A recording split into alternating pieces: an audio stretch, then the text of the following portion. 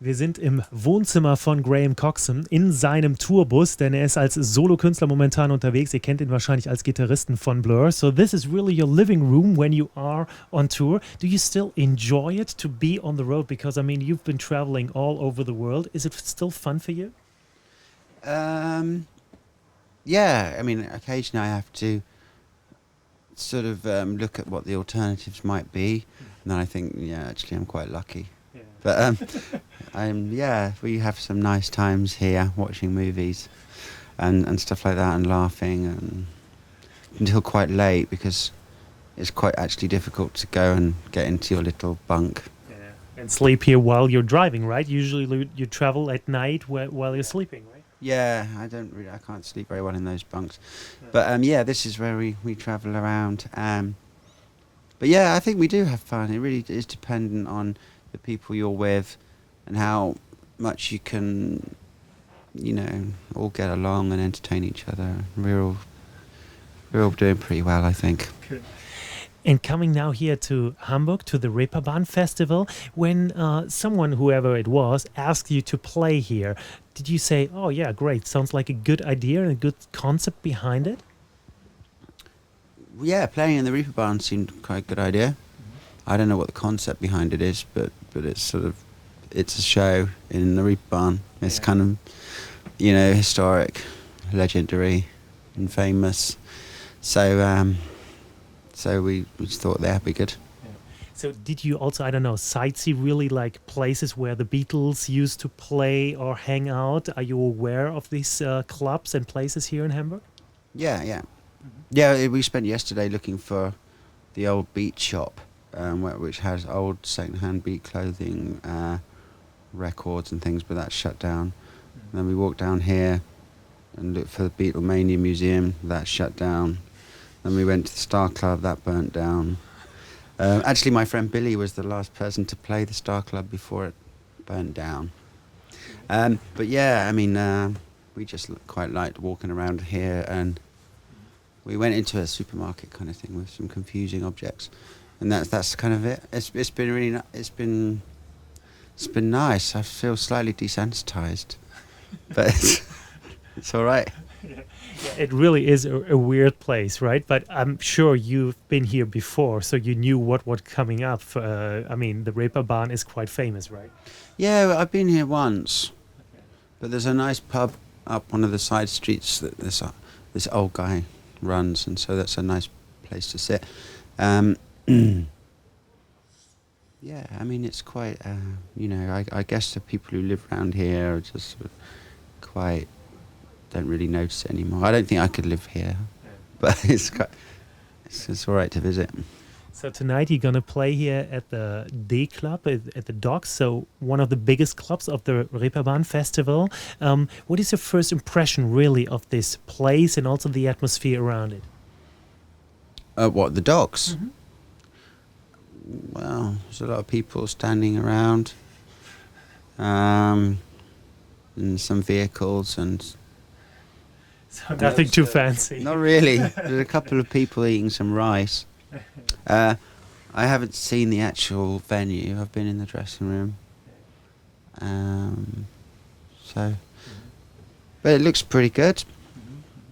So you've been also on tour together with Noel Gallagher and the High Flying Birds, and everybody, I think, who's a little bit interested in music knows about your past with Blur and Oasis, that there was a lot of fight against each other, more verbal fights. What was it like to be with him on tour? It was just the same as it was in the 90s. He's just a nice guy. We just had the similar sort of conversations as we always had. There was never any sort of arguments between me and him. So it wasn't that much different. I think you'll find that a lot of that was to do with journalists and TV. And writing media in England. I think Rockpalast never really covered that so much. No, we're big fans of Rockpalast. That's kind of, we used the Wire, Rockpalast Wire concert to get ourselves in the mood to go on stage. Are you serious? Often, yeah. Which ones did you see? The Wire concert. Yeah, The Wire. Oh, yeah. Okay, great. And, we so we're big fans of Rockpalast. We are very happy to hear that, and we're very honored, really, to record your show tonight. We're honored to be on it. I mean, really, this club here, the Docks, is really, I think, a great rock club. I mean, the sound is good, and the audience really has space, and I think the stage is fine. So we're excited. How about you? Yeah, I mean, yeah, I've been waiting around for 2 days to do it. So I can't wait, really. Yeah, 10 o'clock's a good time, isn't it? I think, yeah. Plenty of beer can be had from audiences. Yeah. So was it a highlight for you when you played in London at the closing ceremony with Blur? How did you really feel about this event and about this gig? Yeah, it was good. It was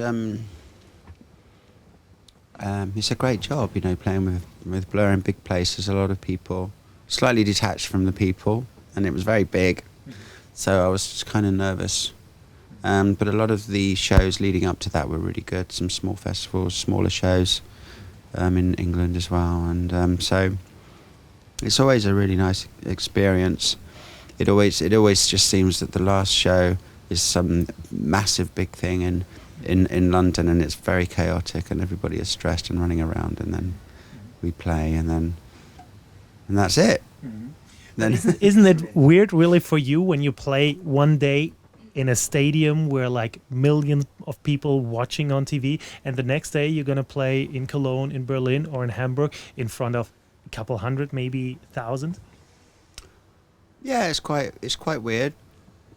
I just look upon it in a different, the same sort of way, really. I mean, whatever size, I normally am only able to concentrate on the first 2 or 3 rows of the audience anyway, no matter what the size is, and gauge the sort of reactions from them. But I mean, I do prefer this kind of size.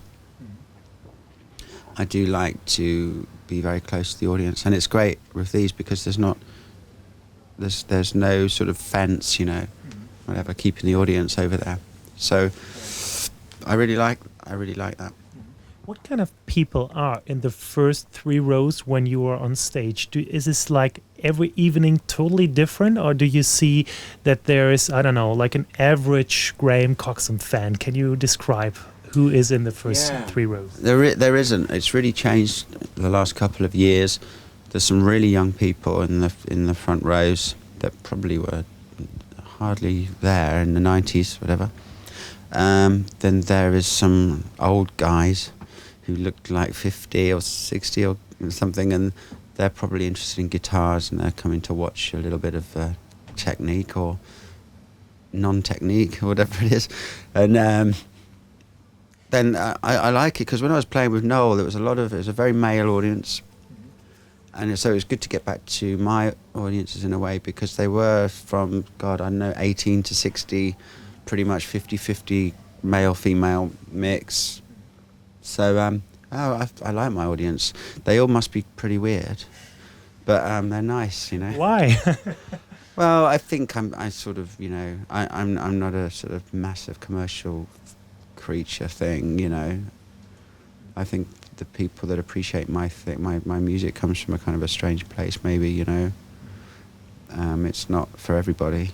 So I think the people that are into it are maybe similar types of people to me. If they're connecting with these lyrics and these music, then you know, they're possibly sort of. So, but do you think there are also a lot of people coming because you are the guitarist of Blur as well? Yeah, but quickly they sort of go, "Oh my God," and leave. And you don't mind? No. No, I think, you know, there's a strange cross-section. There's a lot of people who like Blur, and then there's a lot of people who really like what I do. I don't think they treat it as the same thing. I think they treat it as 2 entities, so it's nice. I like my fans, you know.